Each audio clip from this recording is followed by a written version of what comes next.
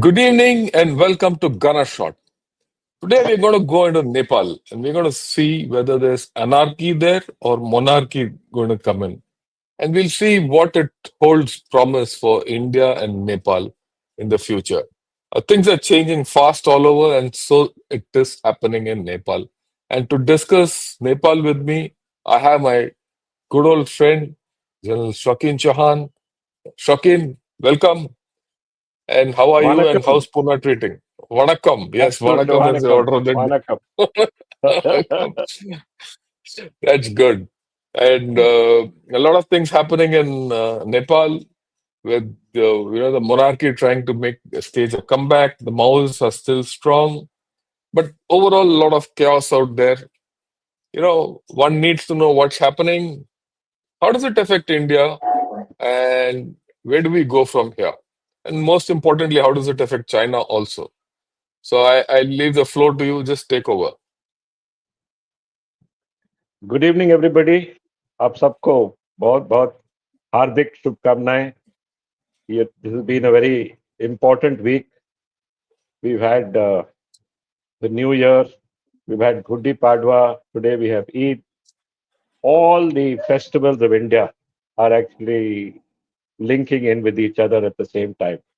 Just shows how linked we all were as citizens of our country. And it's been a wonderful time, actually. So आज हम नेपाल के बारे में बात कर रहे हैं.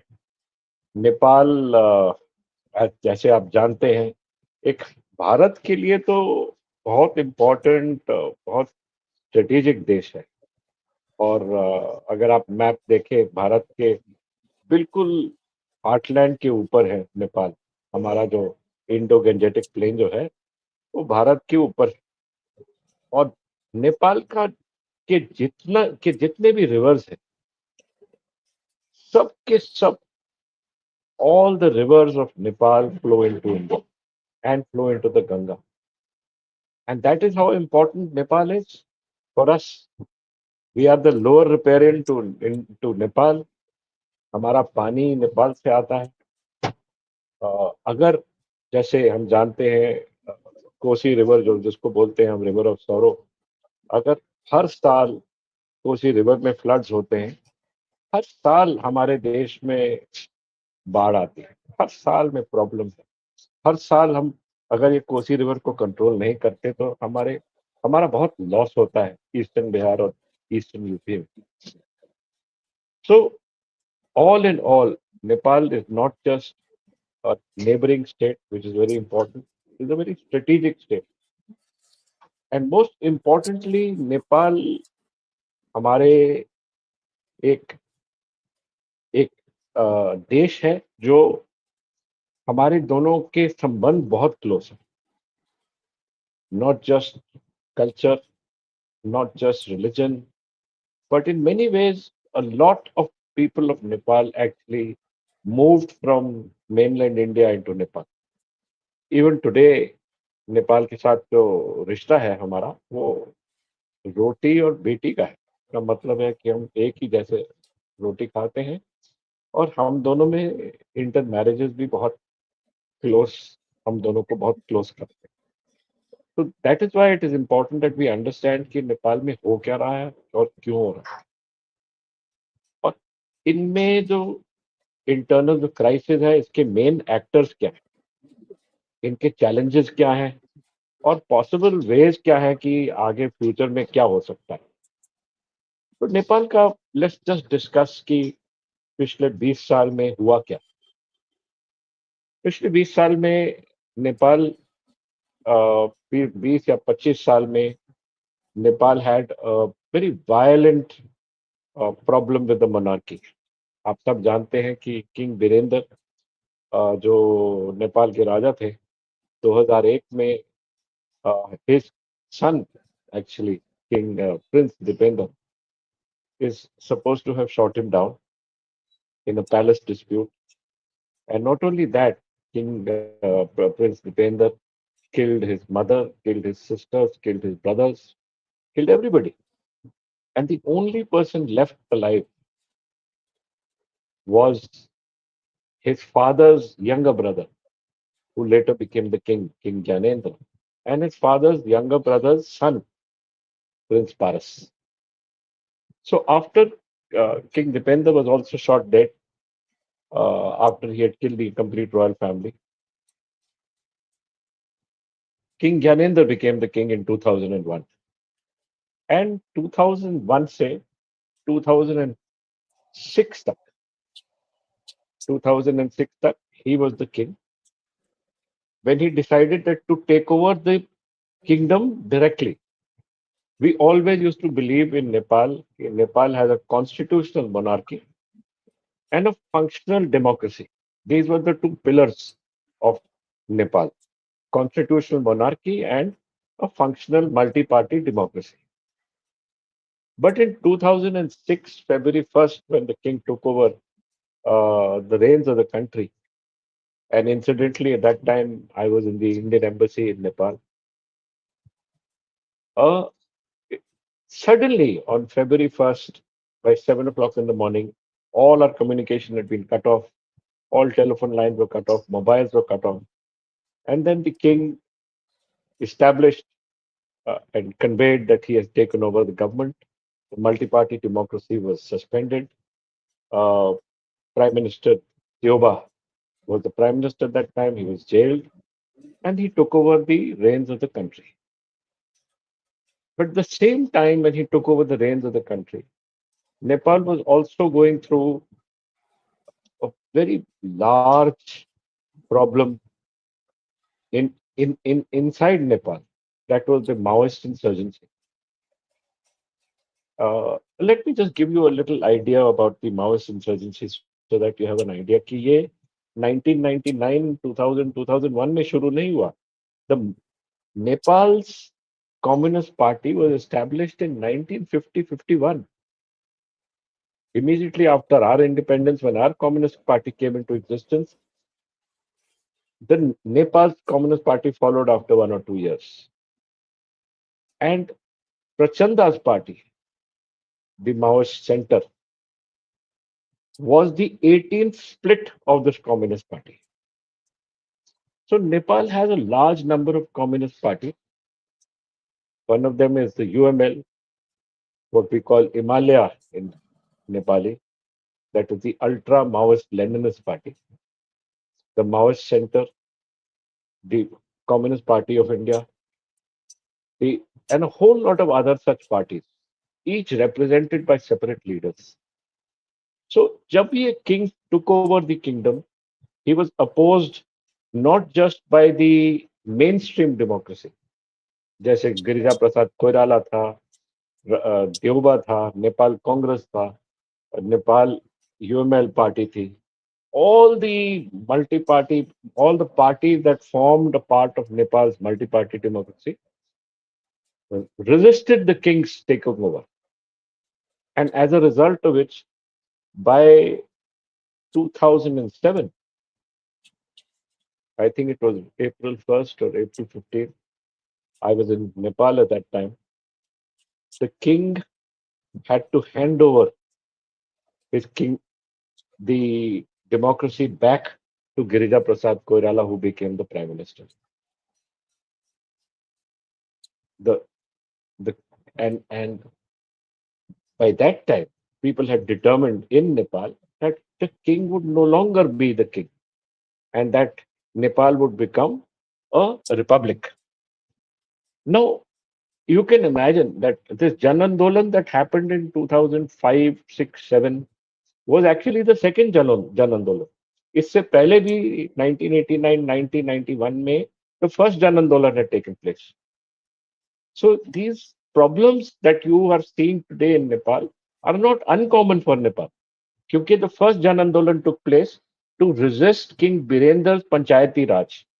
And King Birendra, who was the elder brother of King Gyanendra and the son of King Mahendra, had to forcibly hand over the Panchayati Raj, close the Panchayati Raj kingdom, and instead allow the multi parties to start their democracy, from where they again started the process of ruling Nepal. But unfortunately, because of the kind of parties there are in Nepal, the political parties, there has been no, uh, le- there has been no, how can I say that, uh, solidity. There is no continuity in Nepal's political framework. And now we come to 2007, the same thing happened. The king had to hand over back to Girija Prasad Koirala. All the parties got together. The Maoists had come into mainstream politics by then, and the Maoists, the Congress, Nepal Congress, the Rashtra Prajavanta Party, the RPP, which is the king's party.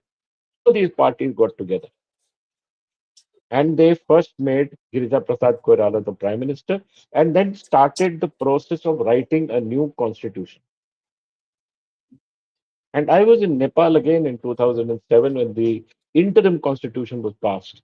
And at that interim constitution, I still remember they passed a constitution saying that Nepal would be a republic. It would be a secular republic, and that there would be no constitutional monarchy. And the kingdom was done away. The king was asked to leave the Narayanhiti palace and go and stay in one of his homes near Kathmandu. From 2008 onwards till 2025, there have been no less than 13 prime ministers, of which, other than four, all the prime ministers since 2008 till now have been of the Communist Party. That just shows the hold that the Communist Party has in the political framework of Nepal. Unfortunately, like I said, it is not one single Communist Party. There are 5 to 6 separate splinters of the Communist Party which are in the political framework. Sometimes they get along and sometimes they don't get along. And over the last 3 to 4 years, the prime minister has been either Prachanda or Oli. And before that was Madhav Nepal. And in between was Sher Bahadur Dioba for a little while. But all these prime ministers, unfortunately, because of the kind of situation there is in Nepal, they don't have much of a mandate, and as a result, they keep losing their mandate to another communist leader who then takes over and becomes the prime minister. And each prime minister is only there for about a year or year and a half. But its political journey has been actually marked by periods of significant upheaval. ये आज की एक बात थोड़ी है. It is a continuous process of this upheaval. And because this upheaval has been a process, it is taken for granted. Or आज, when you see the king actually coming in and the king, people saying that will the monarchy come back, all I can say is that the monarchy was removed after a great deal of effort by the people of Nepal. The chances of the monarchy coming back into the political stage of Nepal is going to take a long time, and it is not that easy. And I was just telling General Shankar this before we started the show that the communist parties of Nepal are actually masters at this kind of game, at street politics. They have the ability to flood the streets with their own people. So if the people, the Rashtra Prajatantra Party, or the people who in Kathmandu are showing that they want the king back are 10,000. Tomorrow or day after or within a month, the Communist Party will bring in 2 lakhs, 10 lakhs, and they will flood these people. And I just, in fact, just the other day, I heard, I read a statement from Prime Minister Oli saying the king can never come back. There is no room for monarchy in Nepal. So let's just look at how this historical context, like I said, let's go back to 1946, 47. Uh, Nepal at that time was ruled by the Ranas. So they had the Ranas rule, and the king was a constitutional head, but never seen. He was like a caged golden bird, actually. He was not allowed any kind of freedom. The Ranas did not give him freedom. It was, in fact, the effort by the Indian government after independence. that the king got his freedom by driving into the Indian embassy in 1950 and he then being flown to India, which caused the Rana rule to collapse in Nepal. And King Tribhuvan, the father of King Mahendra, was made the king of Nepal. So it is actually the effort by India that this particular thing happened. और उसके बाद, after King Tribhuvan died, uh, we had his son, King Mahendra, who came to power. And King Mahendra then handed over to his son in, it was in the early 70s. And King Birendra came into power. And after King Birendra was killed in 2001, King Gyanendra came. But after Gyanendra, the entire monarchy was removed. Now, why am I repeating this? I'm repeating this because, despite the fact that they were a constitutional monarchy, despite the fact that this kingdom is almost 300 years old, the people of Nepal decided in 2007, 8, 9 to remove the kingdom, to remove the monarchy. It's not going to go back. It's not going to happen like this. But let's look at why it's not going to happen. What are the kinds of people in Nepal who who are actually the who form the population in Nepal? If you look at the map of Nepal, uh, Shankar sir, you have the map of Nepal. No, I don't. I didn't get it. Okay. It's If not you there. look at the map of Nepal, you there are three distinct areas of this. One is the upper reaches of Nepal, that is the Everest region. Second is the middle hills, and the third is the Madhes. Now, population wise, the people of Madhes are almost 49 to 51% of the population of Nepal. If Nepal has a population of 27 to 28 million, then almost 12 to 13 million are the people in the Madhes. And yet, the people in the Madhes, who are formed in four districts, don't have this power, don't have political power, because the way the people in the Middle Hills who normally held power have made sure that they are linked to one district or the other, through which the people of Madhya will never have absolute majority. So that's one issue. That means the upper hills, which are normally very sparsely populated, the middle hills, which are where the complete political, our complete armed forces, all our recruits, all our soldiers come from the Middle Hills. And then, of course, the Madhesh, which borders India. So this is the three ways by which you can look at Nepal and you look at the kind of people there. So the people of Madhesh have never been pro the monarchy.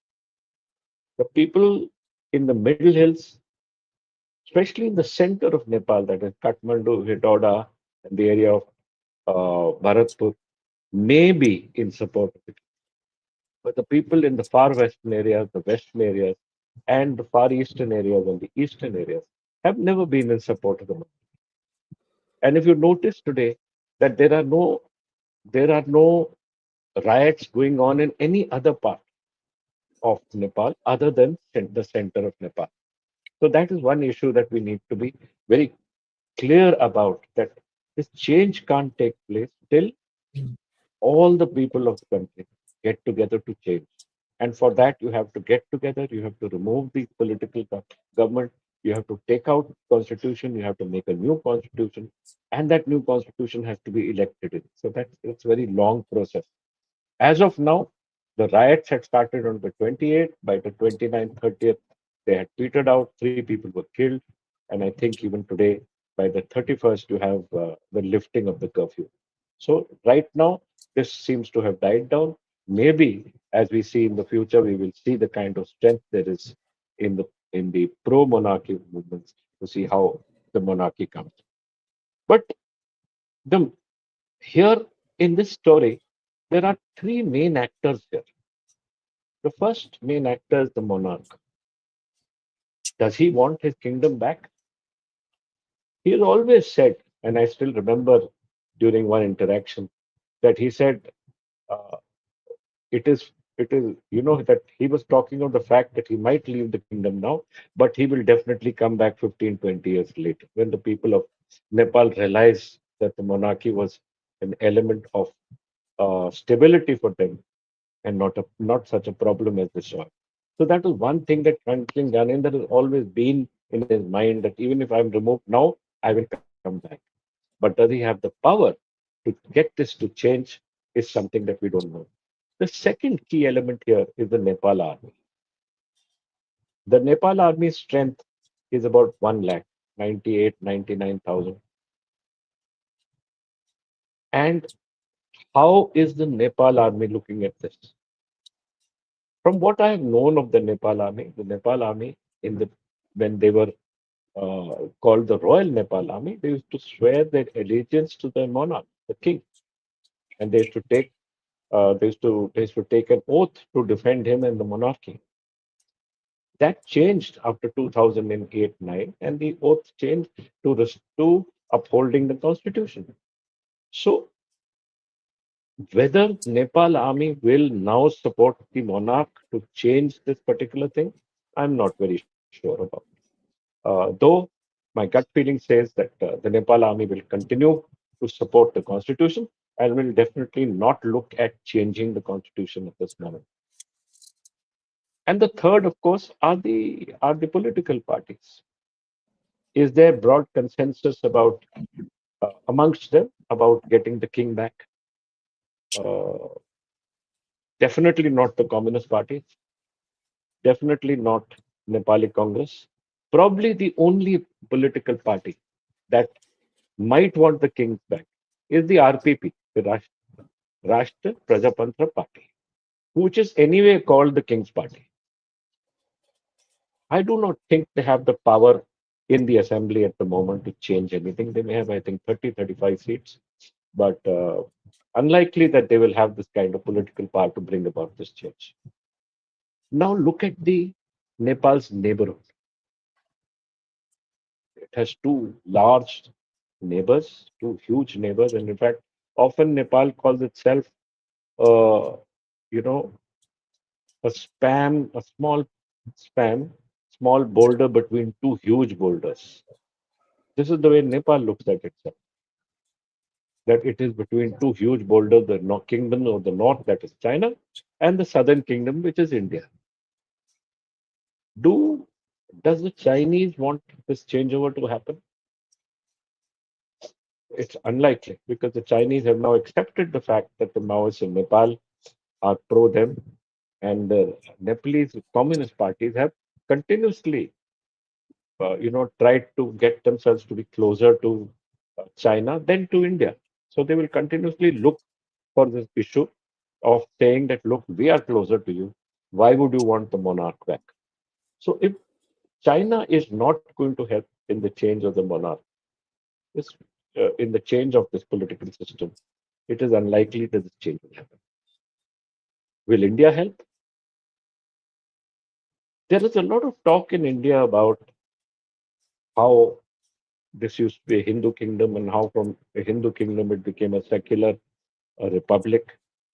But having seen and having studied Nepal during the time when the king was the monarch, was he in favor of India during those days? He was never in favor of it. King Tiburon, whom we, helped get his kingdom back, uh, king was the person who signed, was the monarch who signed the Treaty of Peace and Tranquility with us, the Treaty of Trade with us. But after that, it was his son, King Mahendra, who actually removed all these things and who shut our Indian military mission, moved our Indian military mission, and sent it back home. A military mission which had gone in 1953 to set up and to reorganize the Nepal army, the Royal Nepalese Army, from a disjointed group of soldiers to a well synchronized force of 6,000, was set up by the Indian military mission, which was in Nepal. But that military mission was removed by King Mahendra. And even the 17 posts that the Indian army, used to man actually in Nepal were removed by the late 60s because Nepal wanted to show that they are not favoring India in as compared to China. So the the monarch has, in if you look historically, has never really said that he supports India, and he has been in power for a very long time, and he has never said that he supports India. I'm not sure if the Indian establishment will want to support him or want to get involved in interfering in the political process of Nepal. To my mind, both countries will say, you guys will tell the people of Nepal that it is for you to sort out how this issue was actually brought about and how you are going to plan to ensure that there is stability. And that is one issue that people of Nepal will have to continuously look at. So this strategic location which Nepal has between India and China makes it a focal point for geopolitical influence. Let's discuss the external factors, including the foreign aid, the regional politics, the impact, the internal situation. Now, Nepal is also an extremely poor country. There are no industries in Nepal, absolutely no industries in Nepal. Everything is imported actually, and Nepal has to export its most important industry, that is the export of its people. For a long time, in fact, India, as you are aware, has had the Gurkha regiments with us. We have 10 Gurkha regiments, and we have almost 30,000 serving Nepali origin soldiers in the Indian Army. We used to recruit up to 1,500 soldiers a year, but over the last 4 to 5 years, we have not recruited anything because we have switched to the Agniveer scheme, which Nepal has not accepted. Britain, on the other hand, used to take about 100 soldiers. They have increased to 200, 250 soldiers a year. But beyond that, Britain also cannot afford to take any more soldiers. A large number of Nepalese people actually move out of Nepal to work in the ASEAN countries and to work all over the world wherever they can find a job. So Nepal's greatest export is actually her people. There are no trade, like I said, no industry, no no real issue which Nepal has actually any kind of capability with. And the importance of economic growth and social justice in this environment is something that we need to be absolutely clear that when the king was there, it was an absolute monarchy for a long time. So people were very unhappy and they remained poor. And the expectations from the communist governments were that this poverty would be removed, that it would become more inclusive, which again this government has not been able to do. Nepal's diverse social and uh, social fabric actually presents opportunities and challenges. It is important for us to understand the diversity of Nepal's population. I told you in broad, on the upper Himalayas, you have the Tamils, the Lepchas, and the Sherpas. In the middle hills, you have the Gurungs, the Magars, the Rais, the Limbus, Gurungs and Magars in the west, and the Rais and Limbus on the east. But there's no connect between them. Though they might speak a link language called Nepali, which is what's called Kaskura in Nepal. But all of them also have their own languages. The Gurung and Magar Kura, and the Rai Kura and the Limbu Kura. So each one of them are actually on a separate hinge at the moment. And they're not able to get together, to combine together to form some kind of system by which they can demand from the government a common goal for its people. That's a very important thing. Now, what is the way ahead? The first way ahead is Nepal needs to strengthen its political structures. How does it do that? Maybe all these political parties, this huge fabric of political parties, multi party means there are almost 30 odd parties in the system. Some of these parties might have to merge. So you can have the merger of the communist parties if the communist parties themselves merge. you will have stability in Nepal. Similarly, the Nepali Congress, the RPP, and a whole lot of other parties also need to merge because there are similarities in their thoughts. And the first issue to stability would be, to my mind, the need for strengthening democratic institutions, promoting dialogue, addressing the root causes of this instability. Why aren't the leaders getting together? Is it a problem of just leadership? Is it a problem of having different aims? Is it a problem of having a different ideology? These are the issues that Nepal needs to address. The people of Nepal have to address. And the most important thing is that 50% of their country, the Madhes, are not in power. At one time or the other, like it happened earlier in Nepal, Madhes might stand up again and create a problem for everybody. And then once again, because Madhes is linked to India, once again the problem will happen is that Madhes will block the roads and India will, again, people will talk about the fact that there has been, uh, Blockade. India had blockaded the country, which is not true. In the earlier aspect also, it was the Madhesh which actually blockaded the country. They just didn't allow all the roads that went from India to go towards the Middle Hills or to go towards Kathmandu. So these are issues which we need to keep addressing, that people can't be made fools of anymore. The idea that you can make a fool of people, say that वो कल हो जाएगा, कल नहीं तो परसों हो जाएगा, that issue doesn't happen anymore.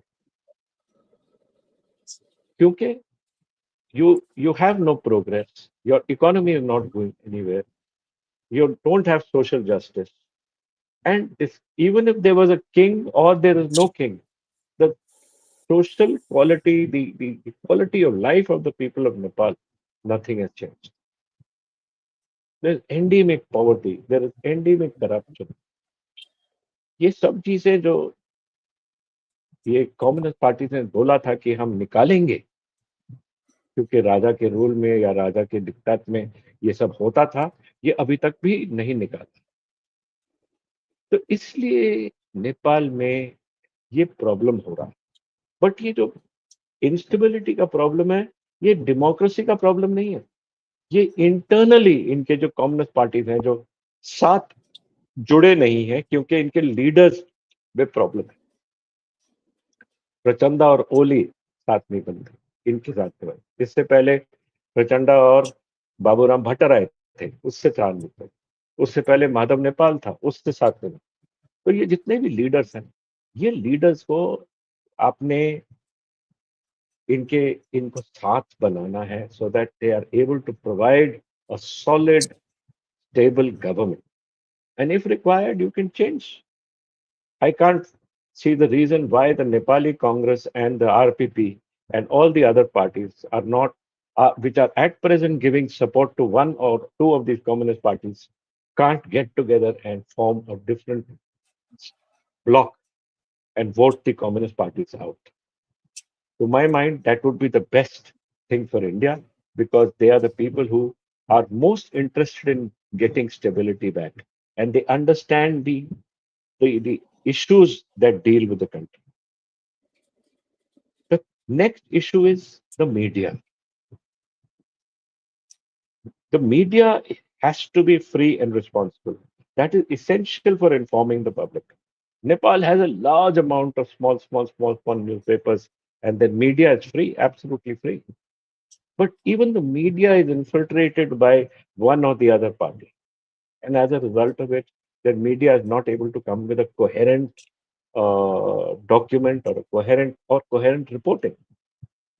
And because ये coherency नहीं है नेपाल में, there is always a problem. ये हर वक्त होगा कि when you don't have freedom, when you don't have a press that is responsible, when you don't have people who are telling you the correct thing, you will always have a problem in communicating to the people. अब इसके अलावा there's another important factor, that is international cooperation. जैसे मैंने आपको बताया था, नेपाल का location ऐसा है कि it is between China and India, and they call themselves between two boulders, you know, a small piece of swam between two boulders. इसके अलावा Nepal is also linked in trade with the EU, with America, and a whole lot of other countries. It is also, uh, we have recently allowed Nepal to export electricity to Bangladesh. But all these issues are not getting them any money. Nepal, ka, like I said, at present it has no industries, but even the industries that are there are not really giving them any kind of economic wealth. Nepal, ka, Nepal has a very, very large capability for hydropower and electricity. And that is one part of Nepal which Nepal has never used. Nepal has so many rivers coming into it. It could have utilized each one of these rivers, built dams across these rivers, created hydropower, and sold it to India. They would have become as rich as Bhutan is today. But due to some problem or the other, Nepal has never been able to actually utilize her hydropower resources. And so there is need for the people of Nepal to understand that they have this capability of utilizing their hydropower resources, and they need to deal with those hydropower resources, and they need to utilize that hydropower resources. They need to create electricity, and they need to export this electricity to power hungry states across the subcontinent of the Indian subcontinent. For the first time from March this year, India has allowed Nepal to export electricity using Indian main lines to Bangladesh. But because Bangladesh itself is in a problem, Nepal is in a problem, there is nothing really coming out of this. So this need to develop some kind of institutionalization in Nepal to utilize what is the strengths of Nepal have not been done. So let me tell you that in conclusion, Nepal faces significant political challenges, significant socio-economic challenges, significant economic challenges, significant quality of life challenges, significant issues in every aspect. And that actually is the reason why the people of Nepal are today fed up. So that's an issue which we need to understand at all stages that हम as a country that is Nepal's neighbor, as a sovereign neighbor of Nepal, as a well-wisher of Nepal, we can only say that please get your political system in order. Get You are the people of Nepal only can ensure stability in Nepal, or koi nahi. China to definitely will want it to continue in the state like this because that helps China. Continuous chaos will always help China. Has always been in favor of a stable Nepal because a stable Nepal is most important for us. But China is not in favor of a stable Nepal. So if Nepal allows herself to be utilized by larger powers, then this problem will always happen. ये हर वक्त यही problem होगा. It is not the Raja, it is the Praja that needs to create for itself the leaders. After all, ये जो communist leaders हैं या आपके political parties के लीडर्स हैं ये कहाँ से आते हैं? ये प्रजा से आते हैं, आपके अपने पॉपुलेशन से आते हैं. आपने ये लीडर्स को सिलेक्ट करा. आप ही इन लीडर्स को बता सकते हैं कि अब हम आपको अब अनसिलेक्ट करेंगे. अगर आपने चेंज लाना है, आपने ये सब चीजें आपको जरूर देखना. And this is the issue that you know from an Indian point of view we have to understand कि नेपाल के लिए India is open always. Nepal is not a landlocked country. Nepal is an India open country. The mountains of Nepal come downwards. All the movement of Nepal comes downwards across the plains to the plains of India. Nature meant it that Nepal and India remain close together. ये तो nature का है, ये geography बोलती है, history बोलती है, मैं नहीं बोलता। और जब तक हम साथ नहीं हैं, we will always have a problem.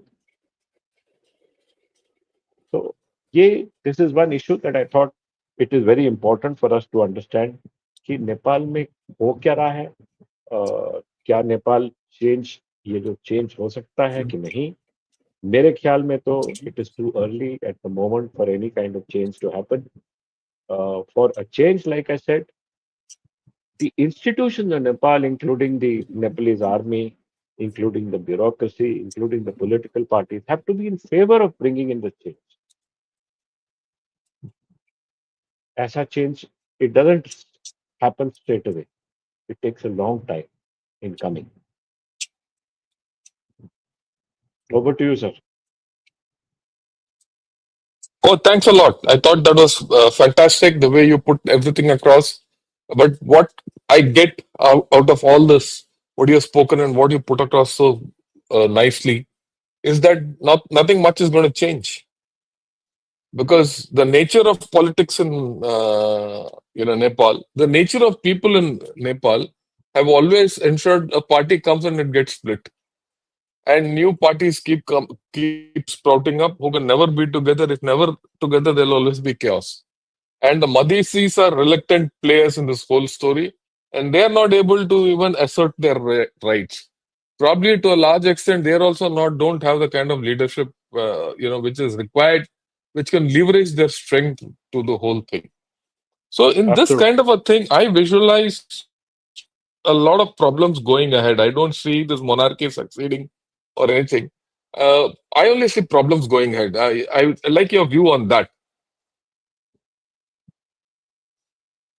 The problems are very clearly there that जब तक ये जो लीडर्स है नेपाल के वो साथ नहीं मिलते या वो साथ नहीं जुड़ते, हम कुछ नहीं कर सकते। Yeah. हर एक लीडर आता है, हर लीडर बोलता है मैं पहले चाइना जाऊंगा या पहले इंडिया जाऊंगा या कौन कौन जाएगा। ये तो सब नाटक है। The main issue is to provide a stable government to Nepal. वो हो ही नहीं रहा। ये बस नाटक, इधर हो ही से नहीं रहा. नाटक करते, उधर से नाटक करते। They are not able to do governance. और कब तक Correct. इनको पैसा देते रहेंगे कोई। वो उनकी जो इंटायर कहानी ये है कि वो दिखाना चाहते हैं कि हम, अगर हम चाइना के पास जाएं तो चाइना हमको पैसा देगा, अगर हम इंडिया के पास जाएंगे तो इंडिया पैसा देगा। उनकी पूरी कहानी यही है कि पैसा हम कहाँ से लाएं। And yes, China has made Nepal part of its BRI system. आपको पता है the new silk road, BRI में Nepal, but it is not a grant and aid by China. जैसे हिंदुस्तान उनको That's what. Grant and add देती है, चाइना ग्रांट एंड एड नहीं दे रही। चाइना उनको लोन दे रही है। और कोई टाइम में ये लोन जब वापस लेंगे, Nepal which is already a bank corrupted will become even more bank corrupt. जैसे चाइना टुक ओवर हनबन Hambantota, the way it has taken over the Colombo port, it will take over. It has already built the Pokhara International Airport, which was not needed because Kathmandu Airport was big enough. But अभी पोखरा airport लिया है which China has built. अब who is going to allow? They will have to come in and run it. They can't, aircraft can't come into Pokhara unless they take permission from India. And if it is run by China, India will never give them overflight permission. So जब तक Nepal understands that they are within that they are a very important part of India's security framework, and that India is very sensitive to permitting mainstream China to come inside Nepal. जब तक कि उनके दिमाग में नहीं आएगा कि they can't play two countries together, और अगर प्ले भी करेंगे तो कब तक प्ले करें। Hmm. But in The all next this, question. my Yeah. in all this, my greatest regard is for the Nepalese army.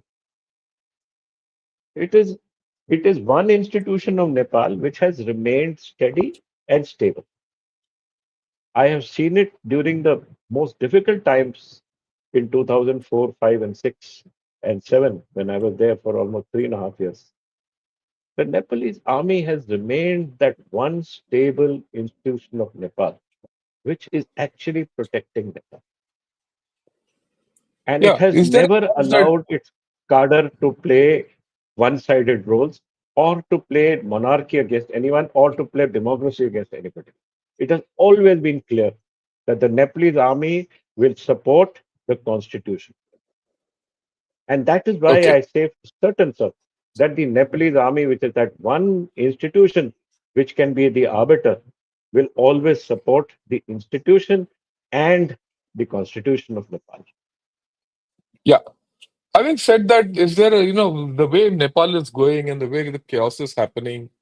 Do you see a moment when the army will take over in a coup? So Is Nepalese army, though knowing them, will they'll not not. take. They not. They support the constitution. और अभी तक क्या हुआ है? Let's just put it in perspective. They had a general election. They have elected a set of People. MPs of their representatives. Those representatives are not getting along with each other and therefore are changing prime ministers. But otherwise, there is no other problem. And in between, a few people of supporting the king have come and creating a little bit of a problem in Kathmandu, which has now been sorted out. So actually, क्या हुआ?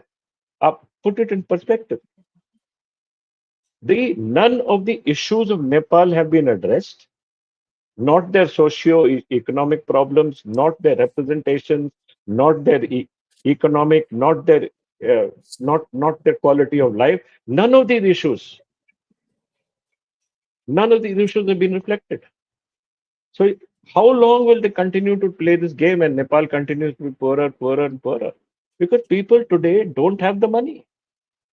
Yeah. America has stopped all possible aid. The aid that America used to give Nepal has been stopped.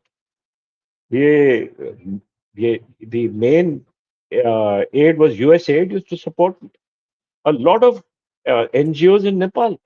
That completely thing has stopped. All the aid projects that came from US aid have been stopped. US aid अगर aid नहीं करेगा तो Europe के पास पैसा कहाँ है? किसी के पास नहीं है. इंडिया के पास पैसा कहाँ है? चाइना के पास पैसा कहाँ है? तो वो ये किसके लिए ये नौटंकी खेल रहे हैं? But that's a realization which they have to get. No, you and I can't do anything about it. वही तो प्रॉब्लम है सर. World has change. वो World खेलते is थे still ये जो गेम खेलते थे कि इधर से एड आ रहा है उधर से एड आ रहा है. अब कोई एड नहीं आएगा. नहीं आएगा. क्लोज हो गया. This aid has closed. Correct. And if they Right. Don't get aid they are finished. Yeah, I That is go with you the main issue. So these are Okay. issues that we need to understand, that these are issues we need to be clear about, that जब तक आप अपने आप को आप you don't bring up yourself, no kind of governance can help. And governance is governance, sir. आपने govern करना है. आपने पानी लाना है, आपने सड़कें लानी है, आपने टेलीकम्युनिकेशन लाना है, आपने बिजली देना है, अपने स्कूल्स लाने हैं, अपने हायर एजुकेशन देना है, अपने इंडस्ट्रीज को क्रिएट करना है. Just depending on Yeah. somebody or the other नहीं होगा. The people of Nepal are leaving Nepal. They go and work somewhere else and they send their money. ये कब तक continue होगा? India itself is paying pension worth 4,000 crores into Nepal. And कभी ना कभी this issue will stop.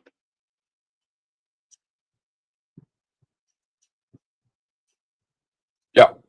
Fine. I think that gives a very clear picture. We've covered all bases. We'll take a few questions if you don't mind. We have about 10 minutes. We'll take two, three हाँ. questions. The first thing is about, Sumit Pitale, thanks for becoming a member. Let me ask some questions. He says, why? If Nepali leaders were smart, they can sell some electricity to India directly, selling to Bangladesh through Indian lines. It's foolishness. I mean, this is what you are mentioning. You might like to comment on it. No, but I agree. We have been talking to Nepal about harnessing her hydropower capability, which is in terms of thousands and thousands of megawatts of availability. They simply have not allowed us to put dams there or to help them put dams. And because of that, they've not been able to sell the electricity. It would have made them a very, very rich country. And now that India, after a long time, actually, we were not permitting this export of things. And now we permitted them, okay, you can use our transmission lines and transmit to Bangladesh. But it's too little. And Bangladesh itself Yeah. is in problems. आप India का map देखिए whether you have Bangladesh or you have Nepal or you have Sri Lanka, all these countries are in bad shape economically because their leaders continue to play this game. Yes. कि हम China के पास चले जाएंगे, हम ये करेंगे, किसी ने कुछ नहीं करना. और चाइना का तो ग्रांट इन एड नहीं है. It is a loan which you will चुकाओ, एक दिन चुकाओगे आप. और जब आप चुकाओगे then it will cause a problem for you. Right. Given a four division strong army, would Nepal be able to effectively defend its northern border, which are prone to Chinese encroachment? Firstly, the number of divisions are six. You have the far western, the central, the valley, the far eastern, and the eastern. You have six divisions, a total of 98,000 troops.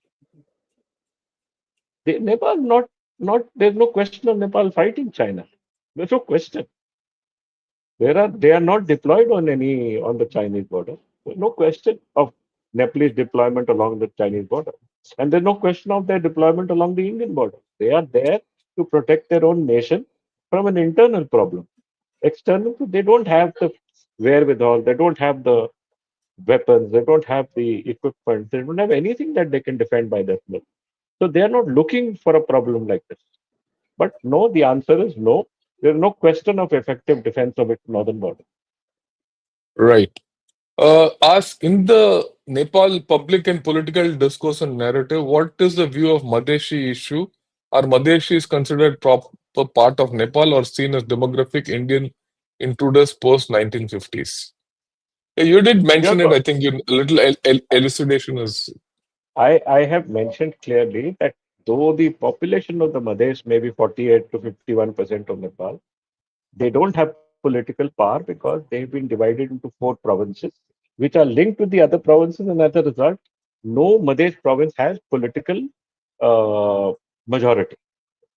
So the Madhesh will never have political majority, and it is up to the Madhesis to negotiate this with their Nepalese, fellow citizens, and to see how they can be a part of, to see how they can play an important part in Nepal. How are they seen? At one time, the king had not even given them citizenship. So अगर आप citizenship की बात करते हैं, the citizenship also has only come up after Nepal became a republic. And now the people of Madhesh have got citizenship. Earlier, they didn't have a Praman Patra or anything like that in Nepal.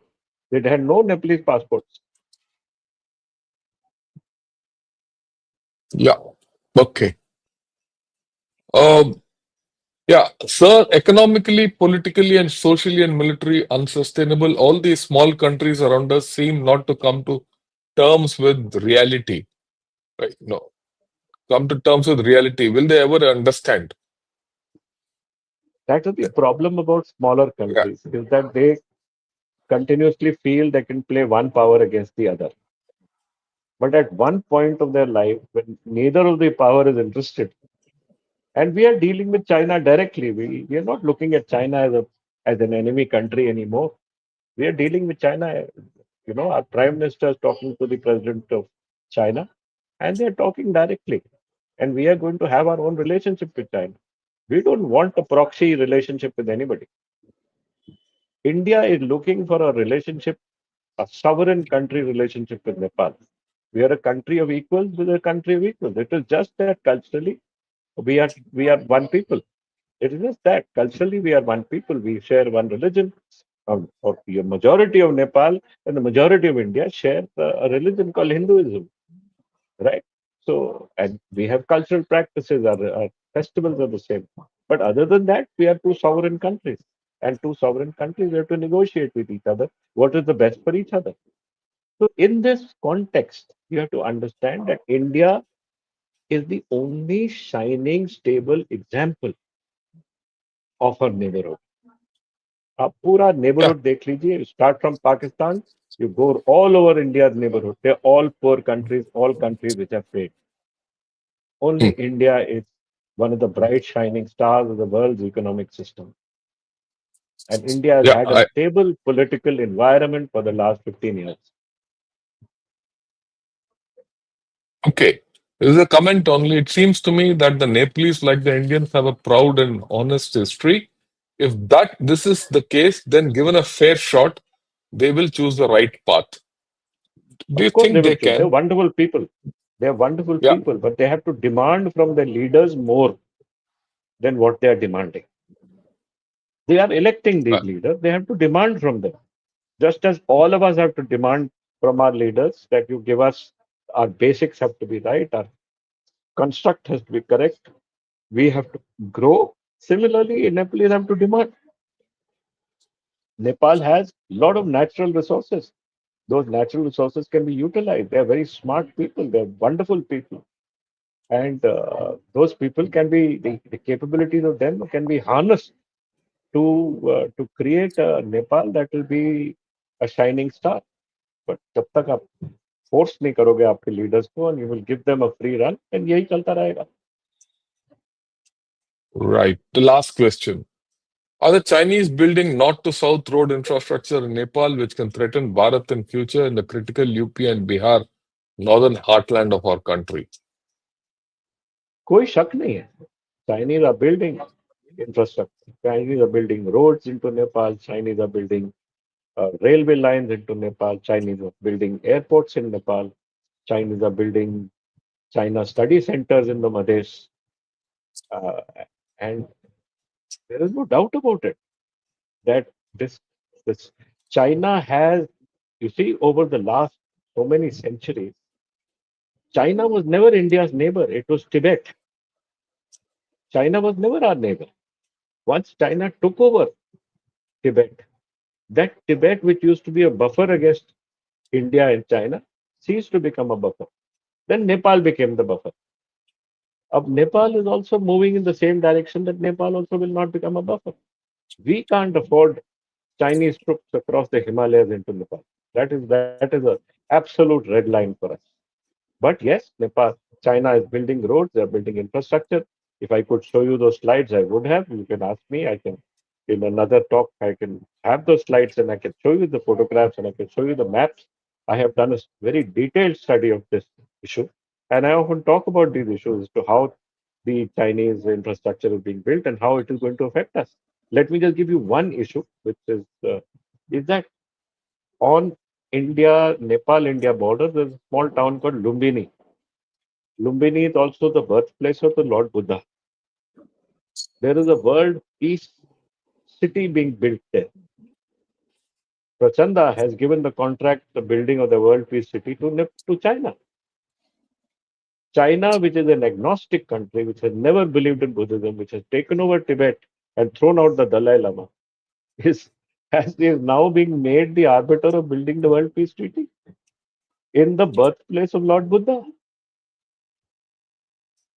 This is a situation which will definitely Yeah. create a problem And like not the only Buddha. that, they are also claiming that Chinese Buddhism started from China. So that's a different narrative which they've We started. all know that Lord Buddha at least came from Lumbini. But that's because now they're building it, they're owning it. Right, that's the way it is.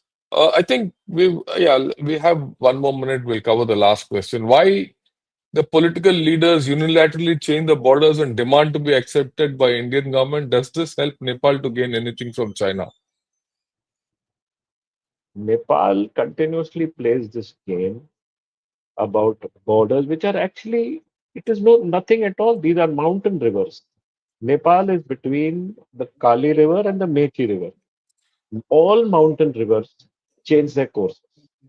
And the border has always been, as per international convention, the center of the river. But after it has changed its course, the center of the river changes. So, India and Nepal, why can't we sit down and decide one small little thing like this? It is such a small issue, but just to create a problem, just to create this issue, Nepal does this problem. India cannot compromise her security. The Lipu Lake Pass is will compromise India's security. So we have to hold the Lipu Lake Pass. And all these issues need to be understood by Nepal that we cannot And compromise our security. And we have to hold certain points to make sure that we are able to protect them. yeah, I think that's the bottom line, right? And I think we've had a very clear understanding of what Nepal is, where Nepal is headed. In fact, if I put it, Nepal is where it is and it's not going to head anywhere, it's going to be there Okay. only. Exactly. And the situation is not likely to change in a hurry. That is Mm, something which we need to understand. We'll have to continually be at Nepal so that mm. tomorrow, you're not at a total loss. One day you'll find some Chinese PLA guys sitting, across the Bihar border or the UP Yes, border. This absolutely. this is the this is the nightmare scenario for India, and India has done the biggest foolish mistake of letting not recruiting Nepali soldiers into the Gorkha regiments. We have lost a huge thing, which we have discussed earlier, about which both Generals Shokin Chauhan and I have similar views. This Agniveer is a disaster scheme from that point of view. Other things aside, internationally, I think we made a blunder by this Agniveer scheme. But then the powers that be don't seem to be seeing the light. If they see the light, they seem to be blind. I leave it at that at this point of time. With this, I'd like to thank General Shakin Chauhan for having spared his time to come and educate us about Nepal and not dream that there are going to be great riots over there or something drastic is going to happen. There'll be some disturbances, nothing more will happen. I'd also like to thank all of you who asked some sensible questions and not, simple shooting from the hip kind of a lot of questions. Yeah, Thanks a absolutely. lot. Thanks a lot, Shokin. Till we Thank meet you. again. Good evening and Jai Hind to everyone. Thank you, sir. All the best to you. Thank Vanakkam. you, Jai Hind. Vanakkam. Yes, Vanakkam. vanakkam.